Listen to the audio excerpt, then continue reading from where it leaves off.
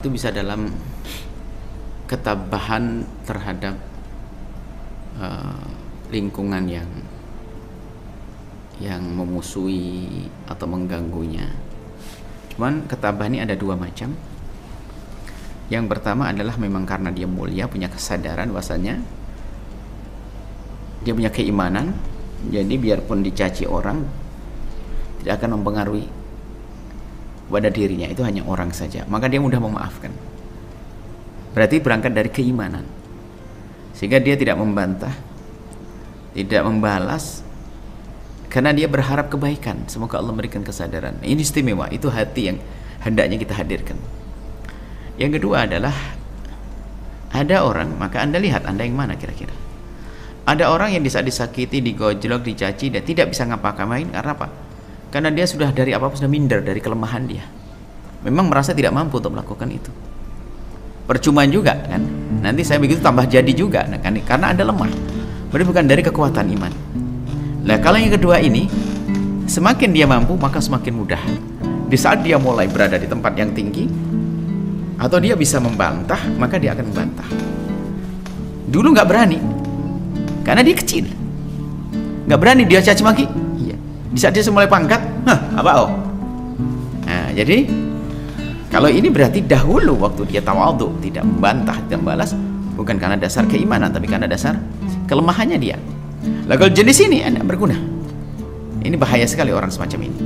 Makanya di saat mulai punya kekuatan dan sebagainya, apalagi dianggap punya jasa, maka dia bisa membantah dan memamerkan jasanya di depan orang tersebut. Adapun Anda, saya tidak tahu Anda golongan yang mana. Semoga Anda golongan yang pertama. Memang Anda dasarnya adalah orang yang sabar, tabah karena Allah Subhanahu Wa Taala. Cuman permasalahan suami dan sebagainya itu juga sebetulnya apakah betul kesabaran? Jadi gini loh ya, Anda itu seperti, jangan sampai kesabaran Anda itu seperti api dalam sekam. Kelihatannya Anda diam waktu itu, tapi Anda sudah katakan lega kok. Anda istimewa loh ya. Anda orang lega, tidak lega soalnya nyimpan. Dia bisa diam tapi nyimpan. Nggak bisa. Itu bahaya. Disimpan akan membesar, akan menumpuk nanti. Disimpan menumpuk, meledak nanti. Kalau marah bisa tidak kira-kira, naudzubillah. Kan ada orang begitu. Dia mah nggak pernah marah, tapi kalau sudah marah, loh kok gitu? Kan ada orang kita menyebut, padahal dia disifati dia baik, tapi kalau sudah marah, oh nggak gitu dong. Berarti dia mendendam sebetulnya, dia menyimpan amarahnya, meludak saya. Kalau sudah marah tidak karu-karuan. Ini. Sementara yang namanya orang sabar sungguhnya fisut batil ula, di saat dia dikagetkan dengan sebuah permasalahan, dia memang sudah terlatih dengan kesabarannya dan dia baik. Kemudian di saat Anda menyimpan, maka ini akan menumpuk. Maka bukan begitu yang diajarkan Allah. Jangan disimpan, buang, keluarkan. Maka di saat kan ada Al-Quran wal kadhiminal ghaidha itu, kalau ada orang berbuat zalim padamu, tahan amarahmu. Tapi kalau ditahan tok meledak nanti. Tahan, keluarkan. Wal afina anin nasi, maafkan. Mungkin sudah disalahin, maafin dia. Kan dia dijahatin, memaafin. Memaafkan itu adalah menghilangkan benihnya itu, mata penyakit, mata bisulnya itu yang akan meletus. Setelah dibuang, dibersihin nanti. Allah yuhibbul muhsinin. Berbuat baik. Nah ya, lakukan seperti itu. Nah, ini kepada semuanya secara umum, apalagi dengan suami kan. Sehingga marah Anda, tiba-tiba mendongkol dengan suami itu tidak serta-merta, mungkin sudah lama. Maka sekarang banyak istighfar, pertama minta ampun kepada Allah Subhanahu Wa Taala, kemudian biar agar kembali kepada kondisi Anda yang lebih semula, yaitu Anda bisa tabah. Yang kedua adalah Anda buka komunikasi dong dengan suami. Anda bahas tentang kejadian Anda. Di saat Anda nangis, bilang bisanya nangis tok. Di saat Anda ngomong, dibilang bantah. Di saat diem, marah. Kan gitu suaminya. Maka Anda bahas 1, 2, 3 ini. Cuman membahasnya kapan? Di saat lagi Anda mesra berduaan dengannya. Di saat Anda melakukan kebaikan, bang mau tanya nih, boleh nih. Apa sih sayang? Saya banyak salah tentu, banyak salah ini. Cuman saya mau tanya bang, saya kan bingung kira-kira nih, tapi sambil senyum, sambil nyubit apa gitu. Kira-kira bang, kalau abang lagi marah sama saya, apa yang harus saya lakukan? Diam, nangis, atau menjelaskan? Nah, suruh milih nih. Ini dalam suasana nyaman. Maka nanti di saat beliau marah, Anda tinggal sebutkan, ini kan antara ini itu, jadi bikin suasana dengan suami. Ini komunikasi. Ya. Komunikasi, betul saja seorang suami mungkin paling nggak senang. Ada suami paling beda-beda. Ada suami paling nggak senang kalau istrinya bantah. Ada suami yang paling nggak senang istrinya diam.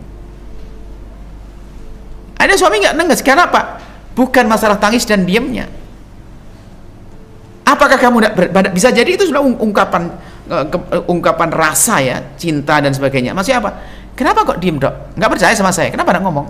Makanya ada sebagian wanita itu kalau ngomong pada suami selalu keputus. Ya nggak jadi. Itu paling menyakitkan itu. Mau ngomong pada suaminya, Bang, mau ngomong, nggak jadi. Ayo coba. Loh, kok nggak jadi? Memang nggak percaya, mana ngomong apa sih tadi? Penasaran suami kan? Itu bisa buat emosi. Jadi komunikasi yang baik, terbuka. Tapi tadi disebutkan suaminya suka menghina fisik, Bu ya?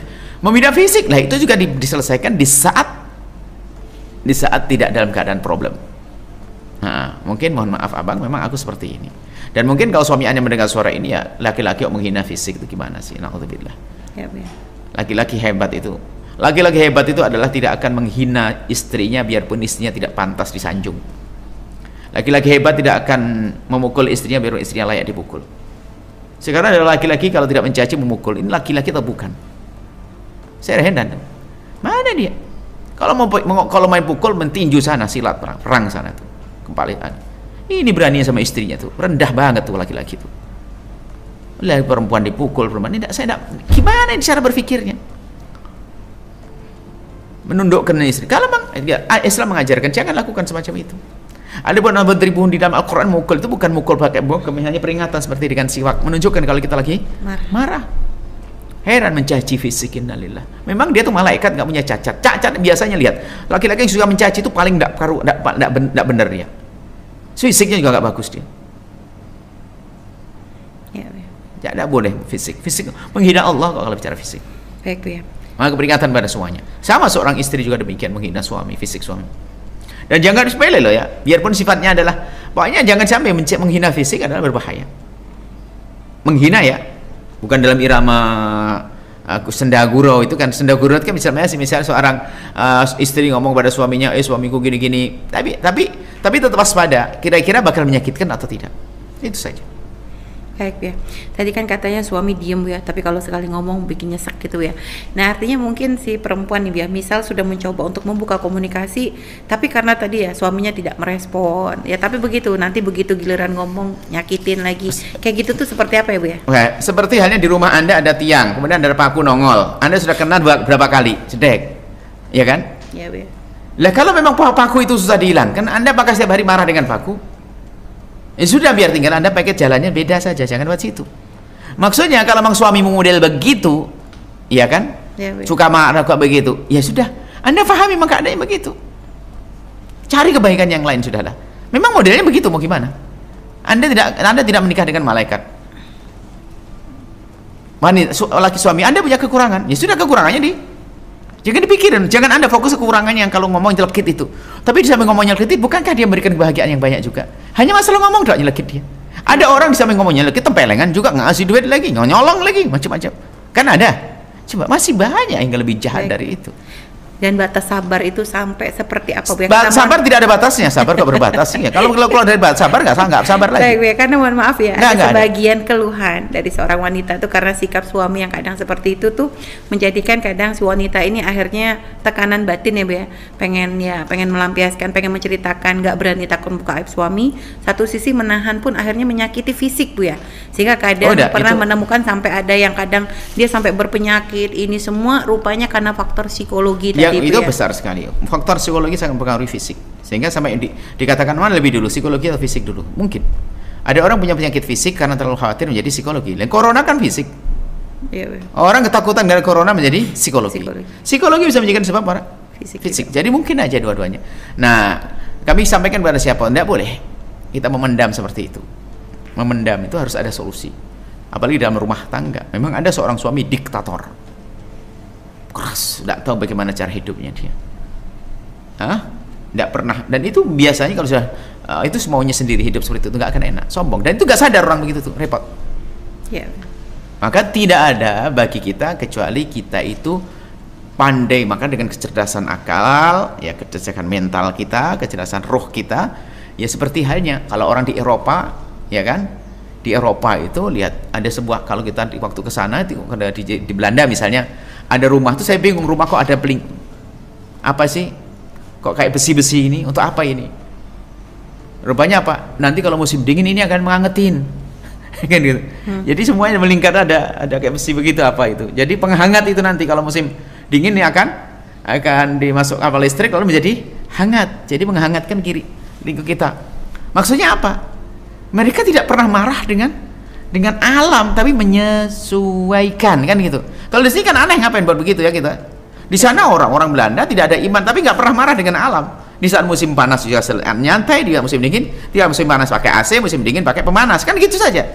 Itu maksudnya apa? Ya gitu kita itu. Jadi di saat ada sesuatu yang tidak baik dari seseorang itu, kita jangan fokus, kita pengen mengobati diri kita sendiri. Kita gimana menyesuaikan, sudah. Harus belajar dong. Harus belajar. Dan lebih enak memulai dari diri kita sendiri. Oh ya sudah begitu, mau gimana lagi? Ya sudah, tapi kalau pikiran kurang ajar, kenapa stres.